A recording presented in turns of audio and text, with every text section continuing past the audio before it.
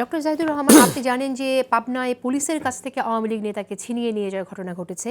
আবার আমরা গোপালগঞ্জেও দেখেছি আরেকটি ঘটনা ঘটেছে, যেখানে আপনার আম, পুলিশ বাদী হয়ে মামলা করেছে।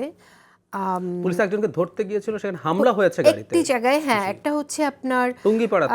টুঙ্গিপাড়াতে যে ঘটনাটা ঘটেছে। হ্যাঁ, সো এই যে বিষয়টা, এখানে একটা ঘটনা আমরা দেখছি সোমবার সকাল 10টায় টুঙ্গিপাড়ায় যে থানা পুলিশ বাদী হয়ে একটা মামলা করেছে, যেখানে 175 জনের নাম উল্লেখ করা হয়েছে, অজ্ঞাত আসামি 300 জন। তো আপনি কিভাবে দেখছেন, মানে গোপালগঞ্জ বাংলাদেশের মধ্যে আরেকটি ছোট বাংলাদেশ, স্বাধীন আওয়ামী গোপালগঞ্জ আওয়ামী জেলা আওয়ামী দেশ হিসেবে আমি তিনটা ঘটনা একটু যোগ করতে চাই। এর আগে এই ঘটনাটা আসছি, তার আগে আমাদের মনে আছে শেখ হাসিনার পতন এবং পালিয়ে যাওয়ার 7 দিনের মধ্যেই সেনাবাহিনীর গাড়িতে হামলা করেছিল। দ্বিতীয় ঘটনাটা হচ্ছে তার মাস দুয়েক পর, নভেম্বর আমি ভুল না যদি করি, স্বেচ্ছাসেবক দলের প্রধান একটা গাড়ি বহন নিয়ে গোপালগঞ্জে যাচ্ছিলেন, সেখানে হামলা হয়, এখানে একজন মারা গিয়েছিল এবং 50 জন আহত হয়েছিল। আর সর্বশেষ একজনকে গ্রেফতার করতে গিয়ে পুলিশের গাড়ির উপরে হামলা হয়েছে। মানে আমরা প্রায় এই সরকারের কতগুলো ভুলের কথা বলি। আপনি যখন একটা জিনিস ঠিকমতো ট্যাকল করতে পারবেন না, অনেকগুলো ঘটনা এরপর ঘটতেই থাকবে। আপনি যখন একটা মাজার ভাঙার সুরাহা করবেন না, তখন 80টা মাজার ভাঙবে। আপনি যখন একজন মেহজাবিনকে দোকান উদ্বোধন করতে না দেওয়ার ব্যাপারে অ্যাকশন নেবেন না, এরপর পরিমণি অপবিশ্বাস বাধাগ্রস্ত হবে। নিয়ম। আপনি যখন একটা ফুটবল খেলা মেয়েদের হতে না দেওয়ার বিরুদ্ধে কিছু করবেন না, ক্রমাগত হতে থাকবে। গোপালগঞ্জে যখন এই ঘটনাগুলো ঘটলো, উচিত ছিল খুব দ্রুত ওখানে ব্যবস্থা নেই। এবং আমার একটা অনুমান আছে, আমি অনুমানটার কথা বলি। আমি ধারণা করি যেসব আওয়ামী লীগের লোকজন পালাতে পারেনি বিদেশে, মধ্য এবং নিম্ন পর্যায়ের ক্রিমিনাল, আওয়ামী লীগের নেতা টেতা বলে আসলে কিছু নাই। আওয়ামী লীগ যে করে, আওয়ামী লীগের পদে ছিল, চোখ বন্ধ করে আপনি ওকে ক্রিমিনাল বলে দিতে পারেন। সো ক্রিমিনালদের একটা বিরাট অংশ আমার ধারণা গোপালগঞ্জে পালিয়ে আছে। সুতরাং সরকারের উচিত ছিল শুরুতেই সেটা নেয়া, এবং এখন এত কিছুর পর যদি না করে সেটা খুব ভয়ঙ্কর ব্যাপার হয়ে দাঁড়াবে। একটা কথা মনে রাখতে হবে, দেশ গোল্লায় যা গোপালগঞ্জ কিন্তু বেনিফিটেড হয়েছে। আমি একজনকে ফান করে বলতে শুনেছি ওখানে নাকি টাকা ওজন করে দেয়া হয়, মানে গুনে টুনে না, এই নিয়ে যাও এরকম। ওখানে আপনার বাড়ি, আপনি চাকরি পেয়েছেন, আপনার প্রমোশন হয়েছে। ডক্টর মিজানুর রহমান মানবাধিকার কমিশনের চেয়ারম্যান ছিলেন, খুব ভালো মানুষ ছিলেন না আওয়ামী লীগের সময়ের, কিন্তু উনিও একবার বলে ফেলেছিলেন যে একটা বিশেষ জেলা থেকেই প্রচুর ওসি হচ্ছে, মানে উনি গোপালগঞ্জকে ইন্ডিকেট করে কথা বলেছেন। সো তারা যেহেতু বেনিফিটেড হয়েছে, এই দেশটাকে ধ্বংস করে তাদের মধ্যে সেই শেখ হাসিনার প্রতি একটা সফট কর্নার থাকার প্রবাবিলিটি আছে, তাতেও সমস্যা নেই। সমস্যা হচ্ছে তারা ক্রাইম করছেন এবং তাদের স্পর্ধা এই জায়গায় গেছে, তারা সেনাবাহিনীকে হামলা করছেন। ঠিক আছে, তখন আইন শৃঙ্খলা তো ভালো ছিল না, 6 মাস পরে এসে পুলিশের গাড়ি ভাঙচুর করছে শুধুমাত্র একজনকে অ্যারেস্ট করা নিয়ে। এবং তাদের আদর্শের জায়গায় তারা কিন্তু এখনো অটল আছেন। তারা তাদের আদর্শের জায়গায় যদি থাকুক, কিন্তু ওদের ওই স্পর্ধা হতে পারে না এই বাংলাদেশে বসে শেখ হাসিনার হয়ে গাড়িতে হামলা করবে, বিএনপির কর্মীকে পিটিয়ে মেরে ফেলবে। জনাব আব্দুল সালাম, আমি আপনার মন্তব্য জানতে চাই, আপনি কিভাবে দেখেন ব্যাপারটাকে? সরকার আসলে কি করা উচিত ছিল? সরকার তো যেটা উচিত ছিল, যে সরকার যে 1000 মাইল স্পিডে চলা উচিত ছিল, সরকার খোঁড়ায় 50 মাইল স্পিডে চলতেছে।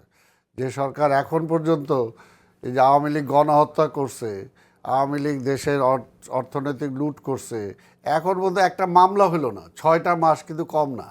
আমরা দেখছি যে বেগম খালেদা জিয়াকে কয় মাসের মধ্যে তাড়াহুড়া করে সাজা দিয়ে দিছে।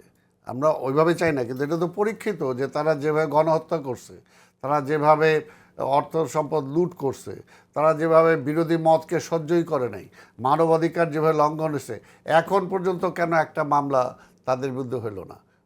অর্থে ট্রায়ালই উঠলো না এখন পর্যন্ত। কেন? 6 মাস চলে গেছে, আর কবে? তারপরে যে সমস্ত আওয়ামী লীগের যেগুলো ছিল সব পালায় কিভাবে বর্ডার ক্রস করলো? এই সরকার তো একটা আছে নাকি নাই? সরকার যদি থাকে, সরকারের তো দায়িত্ব এগুলো। সরকারের দায়িত্ব খেলে যে এখানে আন্দোলনের নামে কিছু দেখা, এই সময় ক্ষেপণ করা। কাজেই সরকারকে আমরা এই জন্যই বলতেছি যে আজকে এই সমস্ত দুর্বলতার কারণে আমরা দেখতে পাচ্ছি যে এখন তারা অনেকে বলার চেষ্টা করতেছে যে শেখ হাসিনা নির্বাচিত প্রধানমন্ত্রী, বলার চেষ্টা করতেছে, এবং তার সাথে জাতীয় আন্তর্জাতিক অনেক ষড়যন্ত্র জড়িত আছে। এই জন্যই আমরা বলতেছি, যেহেতু সরকার ব্যর্থ হইতেছে, আলটিমেটলি এই সরকার ব্যর্থ হয়ে গেলে দেশটা আরেকটা অন্ধকারের দিকে যাবে। আমরা চাই না এই সরকার ব্যর্থ হোক। কাজে এই সরকারের মূল 3টা কাজ, এর বাইরে সে সবগুলো বন্ধ করুক। মোট কথা হলো তাকেই আনাই হয়েছে যে 15 বছর আমরা ভোট দিতে পারি নাই। কাজে ভোটটা যে নিরপেক্ষভাবে গ্রহণযোগ্য একটা ভোট কিভাবে দেয়া যায় সেটার ব্যবস্থা করা, সেটার জন্য যে সংস্কার করা দরকার সেই সংস্কারটা করা, আর ডেইলি রুটিন ওয়ার্ক যেগুলো আছে সেগুলো করা। এর বাইরে ওই 50টা স্টেডিয়াম বানাইতে হবে, ওই আমার পাঠশালা পরিকল্পনা করতে হবে, ওগুলোতে না যায় তার আজকে এগুলোতে আসা উচিত এবং ইমিডিয়েট যত দ্রুত সম্ভব তাদেরকে বিচারের আওতায় এনে বিচার শুরু করা উচিত। কেন বিচার হচ্ছে না এখনো? বিচার হচ্ছে না বলেই তো আজকে তারা এগুলো পাচ্ছে। আপনি গোপালগঞ্জের কথা বলতেছেন, গোপালগঞ্জ কেন, ঢাকা শহরে আমরা দেখছি প্রেস ক্লাবের সামনে আমরা যখন এই আওয়ামী লীগের আমলে একটা সমাবেশ দিছি, আমরা যদি 500 হয়েছি, পুলিশ হয়েছে 2000।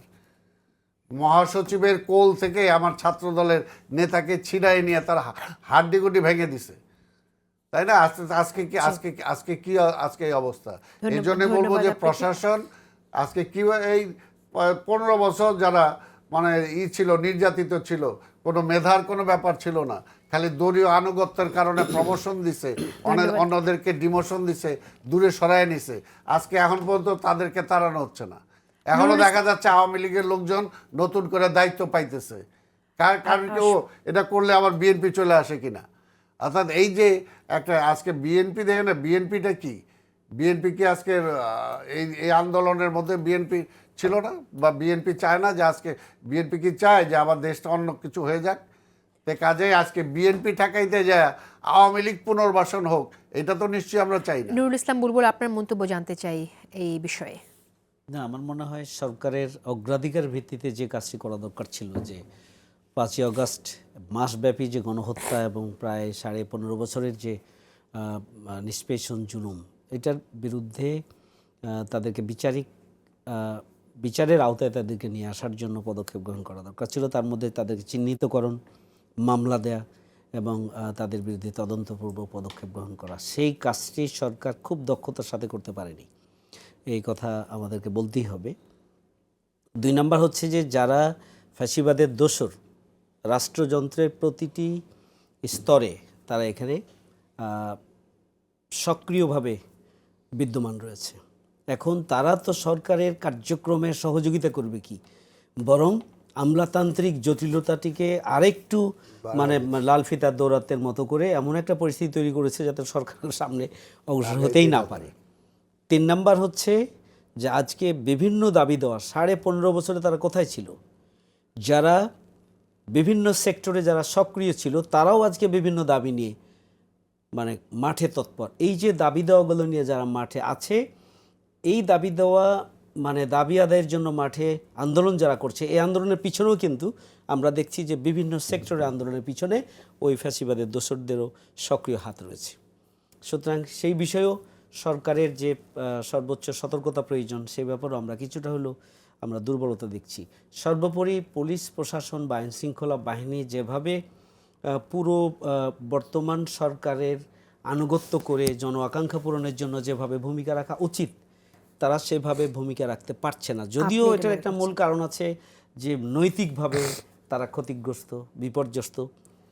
সরকারের একটা দলীয় বাহিনী গত রাতে যে ঘটনাটি ঘটেছে এই বিষয়টি আমি আপনার মন্তব্য জানতে চাই। যে আপনি জানেন যে আহতরা, গণঅভ্যুত্থানে যারা আহত তারা বিক্ষোভ করেছে গত রাতে, এবং সেখানে আমরা দেখেছি হাসনাত আবদুল্লাহ চলে গেছেন, গিয়ে তিনি এই বিক্ষোভকারীদেরকে থামিয়েছেন এবং সেখান থেকে যাতে তারা সরে যায় সেই বিষয়ে উদ্যোগ গ্রহণ করেছেন। এই বিষয়টা আমি একটু আপনার কাছেও, আমি আব্দুল সালাম আপনার মন্তব্য জানতে চাই যে এই সরকারকে তো আপনারা সবাই আসলে সমর্থন দিয়ে করেছেন, কিন্তু কোনো একটা ঘটনা ঘটলে সেখানে যেভাবে কাল হাসনাত আবদুল্লাহ বিষয়টি ডিল করেছেন, তাতে করে মনে হচ্ছে সে সরকারেরই একজন হয়ে, সরকারটি তার, সে ওন করছে। এই ওনের ব্যাপারটা আপনাদের মধ্যে দেখি না কেন? আপনারা আমাদের মধ্যে দেখেন না? মানে আমরা তো 100% বলতেছি যে আজকের এই যে যারা আজকে আহত হয়েছে এবং যারা আজকে পঙ্গু হয়ে গেছে, যে চোখ হারাইছে, হাত হারাইছে, পা হারাইছে, কতজন আছে, কেন তাদেরকে এখন পর্যন্ত পুনর্বাসনের ব্যবস্থা করা হচ্ছে না?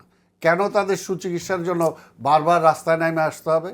আজকে অ্যাডভাইজাররা কী করে? ওনাদেরকে দৈনন্দিন জীবন ভালোভাবে চলতেছে না? কারো কি কষ্ট আছে? কারো হাড়িটা কি চুলায় উঠতেছে না? তাদের কেন ব্যবস্থা করা হবে না? তাদের বদৌলতে আজকে হাসিনা পালাইছে, ওনারা আজকে রাষ্ট্র ক্ষমতার দায়িত্বে আসছেন, তাই না? তো সেই জায়গায় তো তাদের তো মানে আগে হওয়া উচিত তাদেরটা। এখনো কয় টাকা লাগে? আজকে আওয়ামী লীগের একজন চামচারা দেখা যেতেছে হাজার হাজার কোটি টাকা লোপাট করে নিয়ে গেছে, সেই টাকাটা উদ্ধার করে আর ভাই যে কোনো একটা টাকা তাদেরকে দাও না, কয় টাকা লাগে? কাজে এটা অবশ্যই এটা একটা ঘৃণাযোগ্য, যে তাদেরকে থামানো হবে কেন? থামানো কি, কেন থামাইতে যাব আমি?